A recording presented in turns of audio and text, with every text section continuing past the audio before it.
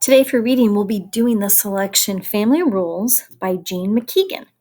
And before we get started, I just wanted you to think about rules that help keep things fair.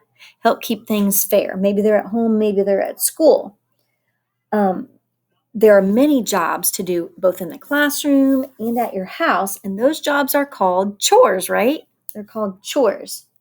And you probably have some chores at your house. Maybe you have to feed the fish or feed the dog or help sort the laundry or just pick up after yourself is a chore too.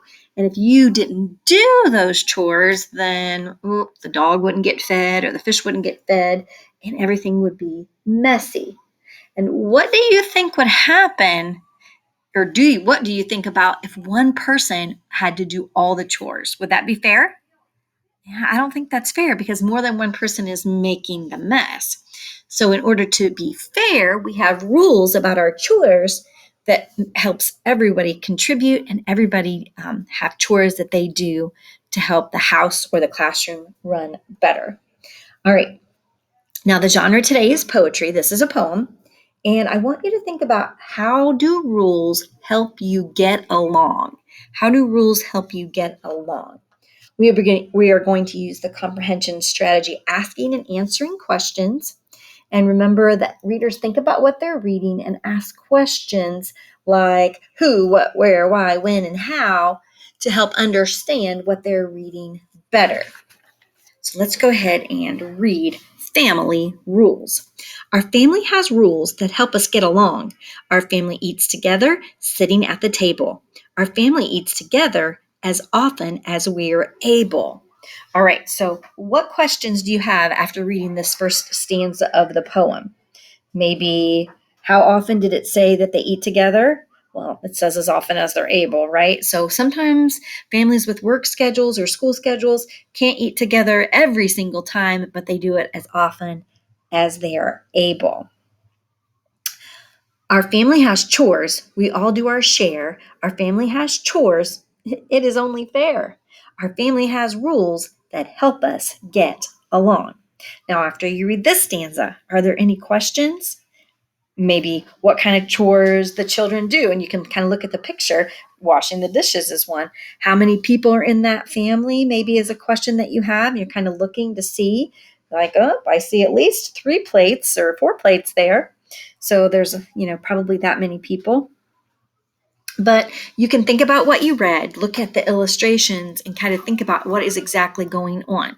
Now, this is a poem, so you know that poetry often has words that rhyme, right? This one sure does. So I'm going to read it all the way through. You listen for the rhyming words. Our family has rules that help us get along. Our family eats together, sitting at the table. Our family eats together as often as we're able. Our family has chores. We all do our share. Our family has chores. It is only fair. Our family has rules that help us get along. Now, this poem does not have words that rhyme on every line like some of the poems that we've read in the past.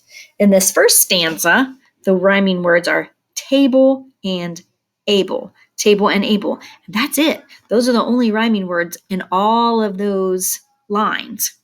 On this second stanza, we've got the word share and fair are our rhyming words, and that's it. Those are the only rhyming words in that stanza. Now, before I let you go, let's talk really quickly about this word chores. That's our vocabulary word. Chores, plural form of chore, a small job that is done repeatedly. Joe's parents give her chores. She washes dishes every day. Chores.